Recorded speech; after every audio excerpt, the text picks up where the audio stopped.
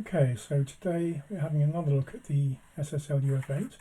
I've managed to do quite a bit of work since the last video and things are looking quite tidy now.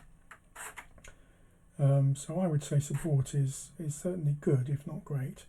Still lots to do. There's an awful lot you can do yourself with the soft keys, and I'm not going to cover that today, but basically there's I think a couple of hundred or so shortcuts in FL Studio, and they can all be accessed through the soft keys, so you can pretty much get full control of FL Studio just using soft keys. What held it back a little bit before was the screen was getting a little bit untidy, which I've been able to sort out with a script. The way I've got it set up today, I've got three layers. Layer 1 Logic Pro, Layer 2 Cubase, Layer 3 Studio One. Still no support for FL Studio, official support for FL Studio. I tend to find that Logic Pro works the best, but someone else told me that they use Studio One. The main differences being, the obvious difference being the layouts of these gribble strips. Logic Pro and Studio One have the names centralized and then the track number in the bottom. Cubase switches it round and has the track number in the middle and the names on the bottom. I don't think that's deliberately the way that Cubase is set up. It just happens to be the way that SSL have interpreted the hardware. But it gives you a choice anyway, and it also shows that there's more flexibility going forward as to what you can and can't have on the screen, which I like. The next thing I wanted to show you, before I go ahead with that, let's close down 360 and I'll show you how I have it set up in FL Studio.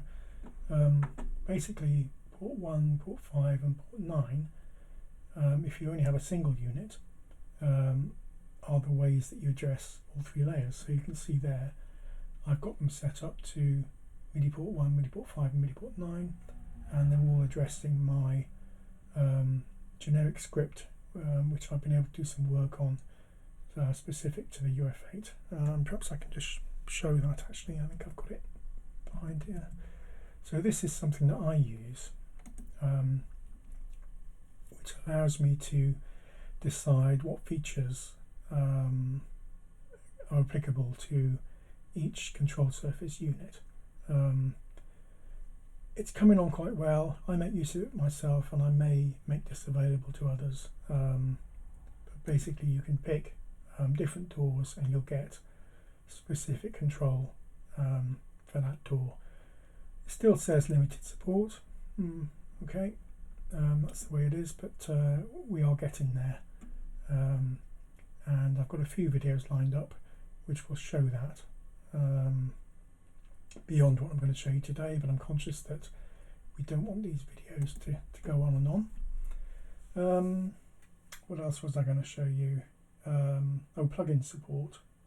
If we look on FL Studio, you can see, let's pick out track 5, which I've got selected. Obviously I was looking at that before. You can see I've got chorus and compressor. If I bring up the plugin support, it gives you the full name, so Fruity Chorus and Fruity Compressor, or as close to the full name as it can get. The limitations are to do with the Mackie protocol. They're not technical limitations, and they're probably things that can be overcome. But instead of just having one line, you've now got two lines, so you get a pretty good idea of what you're actually looking at. I can control the volumes of each plugin. You probably see on FL Studio to the right of the mixer, you can see that moving up and down, and you can see the mix level being reflected in the screen at the bottom there in FL Studio. Let me just show you where that comes from. If you haven't seen this before, if you right mouse over here, you've got this thing called a hint bar, which is basically a large version of this area here, and you can move that around the screen, and it comes in quite handy.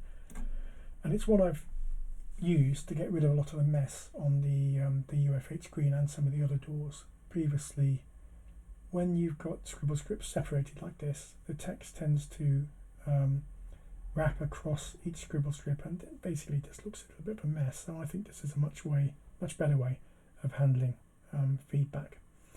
Anyway, what you can't do yet is drill in. It looks like you can. Those are the parameters for the chorus, but they're not actually working yet. Let me just move that out of the way because that's creating interference. But again, that's something that will happen soon. It's interesting looking at towards the right there. I've got 1, 2, 3, 1, 2 before the second part of the name of the parameter. Bit of work required there, I guess.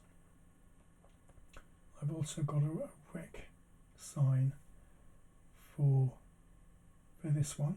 I'm not quite sure what that's about, but these are all things that, given enough time, can all be sorted out. All the other functionality is working fine. I can bank. You'll notice that it will give me the bank number in FL Studio.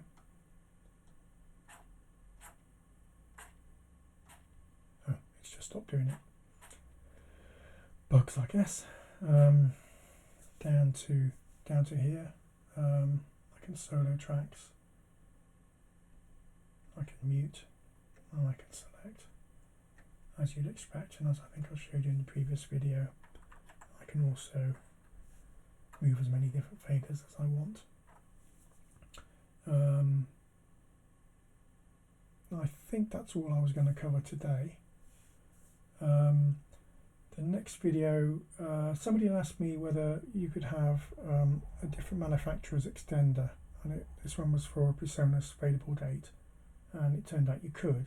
So I thought I'd try the same with the UF8, simply because it's a great unit, but you really don't want one unit, you want 2 or 3 or 4, and they're quite pricey.